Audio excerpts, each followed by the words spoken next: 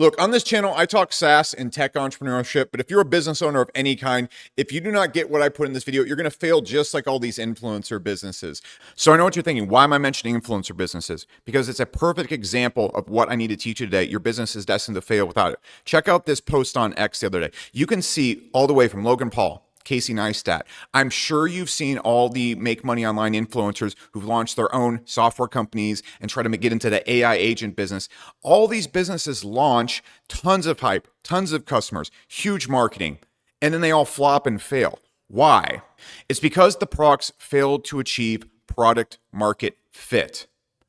They didn't check to make sure they had this before they launched their business. And so even with the best hype in the entire world, they still all failed. And product market fit is more than just making customers like your product. It's making sure people understand, stay, and continue to pay for your product, which is an entire other beast that we're going to tackle in this video.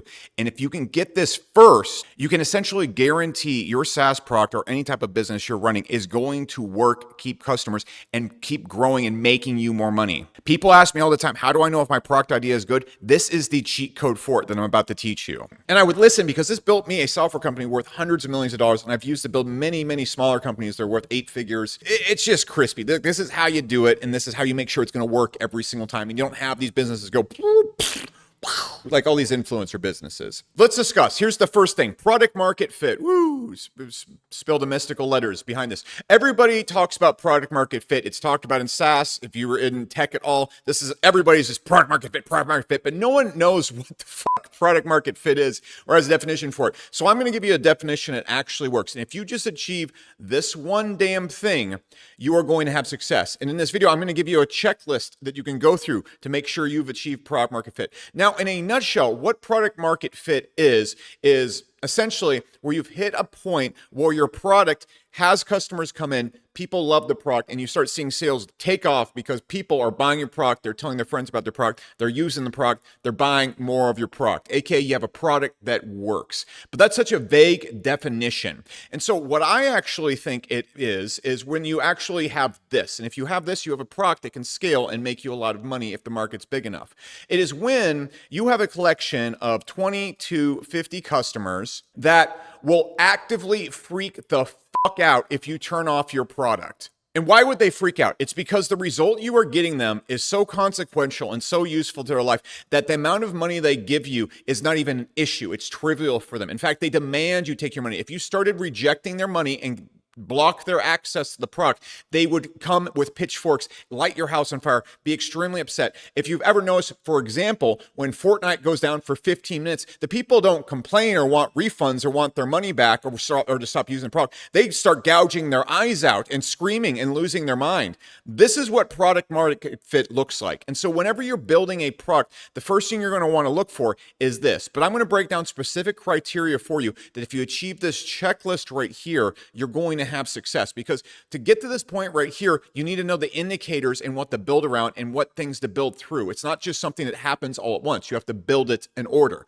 Okay. So look, again, like I said before, this is exactly what I use to build my software company, Hyros, which is closing in on $40 million ARR. We're growing about 40-50% a year right now. So it works, obviously, to this point. If you have a software company making $100 million a year, please, you don't got to listen to this video, but at least works to this point. So take it for what it is. Now, you're also going to see me doing the same exact process with our new AI product at Hyros. You're going to notice I'm not really marketing this product for the exact reason why all these influencer businesses are blowing up. You're going to see me going through this exact same checklist, so this fucking works, so pay attention. So the first thing you need to look for is, does it get a result for your target customer every single time? Okay? So let's talk about it in terms of my product, Air. So what we have right now is an AI agent that goes out, you put it on people's websites, it detects people coming to the website, and then it uses AI to reach out to them, bring them back to the website, close them, and get them on calls, increase sales. When it's put on a customer's website the right way, it increases their business by 3 to 5% each time. I'm not here to pitch you Air. I'm just telling you what it does and how I look at my product and how you can look at it for your product. So the first thing is, there's a lot of different types of businesses that could join up for this right now. For example, we could have like an agency that's going to try and generate leads. Now, the most important thing is we have to nail our target market first off. And so where we're trying to really get the best results are for SaaS and Shopify stores. Okay, this is our target customer with this initially. Works for everything, but these are the ones we really want to get results with every single time. So the most important thing you need to do is you need to identify your target customer. It can't be everybody. We don't need to get results for everybody. Not everybody that logs in has every type of business type, whether they're running a zoo or a fucking Pokemon card store, needs to be able to sign up and get results. Just your target market, whatever it is, pick a target market, go after it.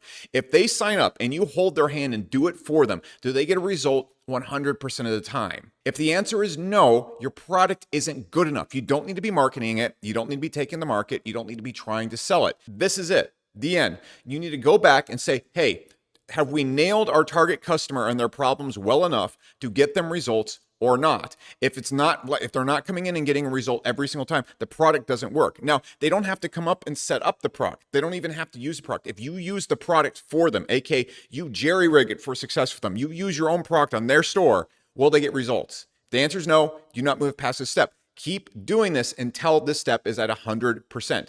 You don't have to get them to sign up for the software or your product or whatever you're using again, and they get the result. If you did it for them, would they 100% get a result? Because getting them to use the product and actively use it in their lives is a whole entire other problem. But this is the first one. Does it get a result 100% of the time? So at Air, for example, before we even took this live or mentioned it, we made sure we got about 20 Shopify stores. We put them on. We made sure their revenue increased 3 to 5% when we put it on. We got SaaS companies. We made sure their calls increase every single time when we set it up for them. We didn't market it. We didn't go and make some big drop. We made sure it worked every damn time before even considering putting this on our website. Now, let's look at these influencer businesses that are launching all the time. I'm going to give you just two really super duper simple examples. You see a lot of business gurus go and launch softwares, and if you've seen them launch them, the softwares are always gone within a year. Why does this happen if they have such a huge following and they have so many people that know about them? It's because their customers all come in, they don't get results, and then they stop paying for the software. If you do not have customers that pay 3 times, 4 times, 6 times, and pay for the next 2, 3, 4 years and keep coming back to your business, you don't have a business. You just don't have a business. So there's no point in launching a product if people are not getting the result that they're looking for. You see all these fitness people launch these results in these courses or supplements, and then people don't get results, and people just don't give you money for shit they don't need. If they don't need something, they're cutting it off like that. You must make sure they get a result 100% of the time. Now, the next thing you need to do, once they are getting a result 100% of the time, you actually are cooking with fire, because your main challenge right now is not having a product to get results, it's getting people to actually use the product and get results. So you must move to the next step, which is the big question: is this target market big enough? Okay. So for example, if we got 1% of the entire SaaS market and 1% of the entire Shopify market with Hyros Air, well, we're making hundreds of millions of dollars a year. Perfectly fine. Market's big enough. If we are going after every single organic dentist in the Plano area, that's our target demographic, or a little suburb, no, we're not going to be able to scale this to $100 million a year. You need to be able to look at what's your goal income. So if you want to make $1 million per year, you can actually just go in a small market and make a small business that makes $1 million per year and just dominate the hell out of it.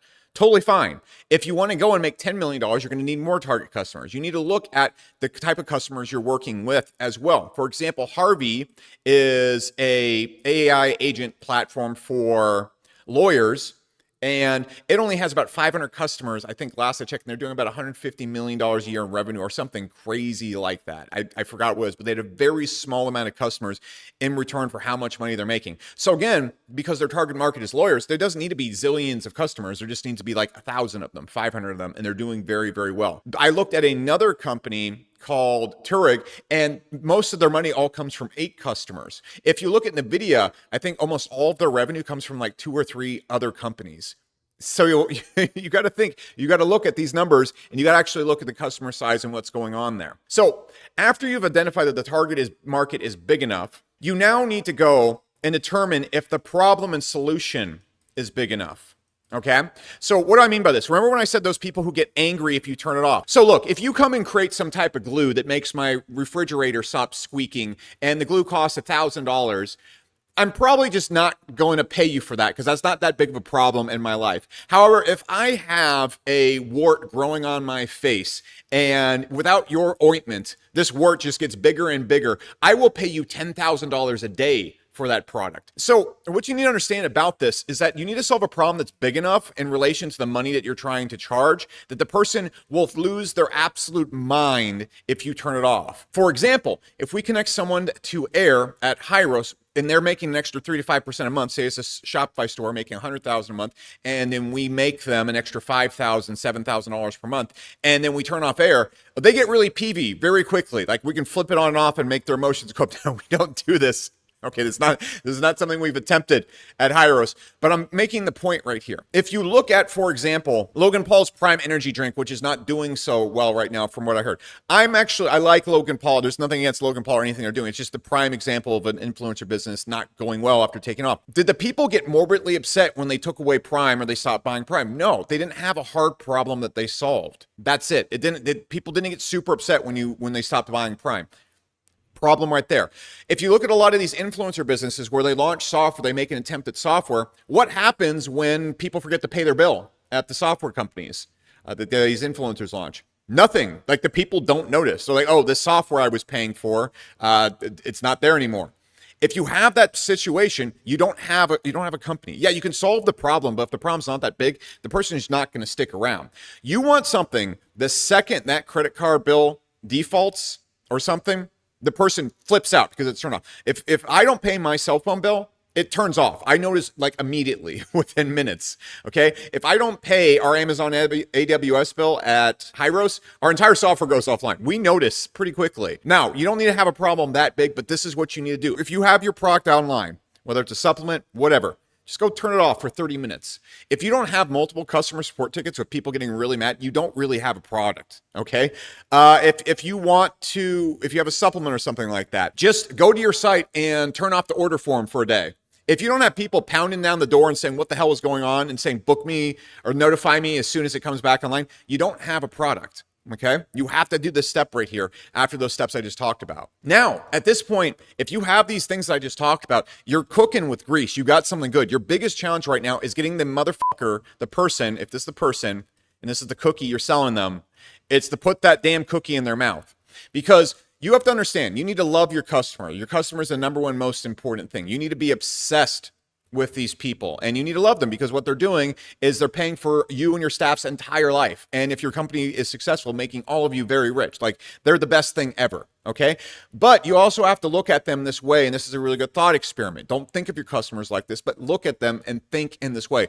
Imagine your customers are a 5-year-old who's super grumpy, past their bedtime, will put effort into nothing. They're just a little fat little 5-year-old and will not lift a finger to get any result with your product. They will not read. They will not read more than 5 words at a time. They will look off in different directions. Their phone will be going off. Just think of them as the most ADHD psycho 3-year-old past their bedtime grumpy person who hates you. And then imagine you're trying to get them to use your product. This is the key. Because, for example, let's talk about Dropbox. I'm sure you've heard of them.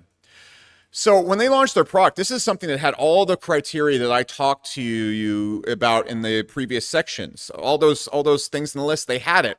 But when people came and signed up for them and they presented the promo to people, and they had people try to sign up, only about 10% of people got to the point where they actually use the software. I don't care if you send 1 million people into the business. I don't care if you have Mr. Beast take his shirt off, light his nipples on fire, and declare it the best software or product on earth in the history of products. You don't have a business. It doesn't matter. So what you need to do as soon as you have this, you need to go into your product experience, whether it's a supplement, whether it's a tool people have at their house, whether it's a software, and say, what is the initial experience like? And one, is it memorable? Is it impressive? Does it leave a good vibe with the customer in the first 2 minutes? Okay, in the first 2 minutes. And more importantly, does the customer get some sort of value and recognize the value in the first 2 minutes? Because if people don't recognize value, they're going to bounce. And does the customer understand the value and how to get it easily within the first 2 minutes? If they don't, it's not going to work. So what you're going to see is a really good way to personify this is if you look at most SaaS companies' setups, time it takes to get value is weeks. And when people sign into software companies, a lot of times, think about software tools you've bought for your business. It's like they showed up to an empty warehouse with a bunch of IKEA furniture everywhere, and it says good luck in the middle. No one's going to stay around and use that, even if it removes the wart on their face kind of problem. So what you want to do is make sure that the person gets to that initial value and has that aha moment in the first 2 minutes, and they don't have to think. So 2 really good examples of this type of care is go sign up for a software called Gamma. It's a AI generation PowerPoint company worth billions of dollars right now. And they've been able to achieve that in the last 2 years. Crazy growth. The reason why they've been able to do this is they spent so much time on their original 30 seconds to 2 minutes. And if you go sign up for that software, you're going to be creating AI PowerPoints and seeing the benefits and value of the software within seconds. And you won't have to think. It has like coloring book pictures to get there. So the same thing when we were launching Hyros Air, originally for our Shopify customers, originally from the sign up, they had to go through the Hyros setup. They had to install some code. They had to do all this stuff. We reduced the entire setup. I'll put it on the screen right now from this, which is just a bunch of jargon and onboarding stuff, to literally this thing I'm playing on the screen right now. It takes the setup down to about 15 seconds. And immediately within those 15 seconds, they don't even have to put a card down. They start seeing the software working and generating customers on their site that day. Okay. And so why did we do that? And why did we not even launch the product until we had something like that up or start mass marketing, which we haven't done yet? This same exact concept right here. Same thing as Dropbox. Same thing as Gamma. I don't care what you're selling. Imagine if Eat Sleep, for example, you know that mattress that everybody sleeps on right now. That mattress, imagine if it showed up to people's house and like there wasn't any good instructions and the manual stunk and stuff like that. And you just got a big old mattress in a box. I don't care if that thing gets down to sub-zero Arctic temperatures and makes you lose weight while you're sleeping. No one's going to put it on. And so that's why they made the boxes, the setup, the phone app, everything impressive as hell, clean as hell. And it's just like literally coloring book. If you ever set up one of those beds, it's like, put cord in thing. They have like pictures, big giant pictures. They don't even use words because everyone's too fucking stupid to read these days. They have that, okay? So what you need to do is you start getting your first customers in and you measure how often a customer comes in and gets the results. You don't need to be marketing this motherfucker until they get 100% of the way there. I guarantee all these influencer software businesses you see that always launch, they probably have, one, they always charge people up front because they know the people aren't going to get to the result. It's not because they're trying to scam. It's just because they're stupid. They're like, they don't understand how to build a long-term business. And so they think they just need to charge up front because they're not going to get their money any other way. And so what they're going to do is they have all the people come in. Someone pays $1,000 for their fucking software. And then 5% of the people even get to fully set up with the software because that's how software works. You don't have a business. The next time this bill rolls around, people aren't going to resubscribe. Business is dead after the second reoccurring bill. That's it. Why on fuck's name would you send 100,000 people down this funnel when 95% of them are going to cancel just because they can't even get to the value of your software? I don't care if your software literally makes your dick 10 feet bigger. It's not going to work. They don't get to the value. So once you get people going down your funnels and after they buy or do your trial and you get to 90% of people getting to the value and understanding the value and getting what you're doing, what you then need to do is look at this one last final thing. Is it good enough that they're telling their friends, this is their friend, this is friends about it? This is the final step. If you have all those things I said before, people getting morbidly upset when you turn it off, 90% of people getting to the result, and you can witness them telling their friends about it. You can put things in there like an affiliate program or a distribution model. Kind of like, for example, Zapier, all the software companies that plugged into it, they made pages on their website and all the companies started sending people to their to the Zapier website to hook in with Zapier.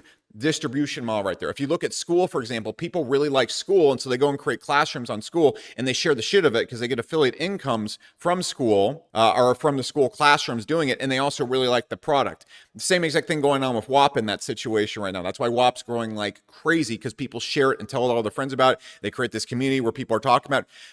Two prime examples right there in software right now. I really want you to think about the experiences you've had with products and what products you're really into. You probably have a few supplements. You probably have a few clothing brands. Some things you just really like and you've told a lot of people about without any incentive from the company. You probably, most of the things you use, that's how you use them, or you look for some referral online. Once you have that, that's when things are crispy. That's when things are really crispy, because what you're going to have is you have this funnel where people freak out. They want to keep paying you. They come in at such a high rate and have success at high rate that they keep paying you to super high rate. And then they tell their friends, and their friends all go through that same exact process. This is how companies like Slack or Gamma or other companies I've mentioned in this video go from nothing to worth billions of dollars hyper quickly. This is all there is to it. And then once you have all this, you have like this steroid chipmunk covered in gasoline. All right.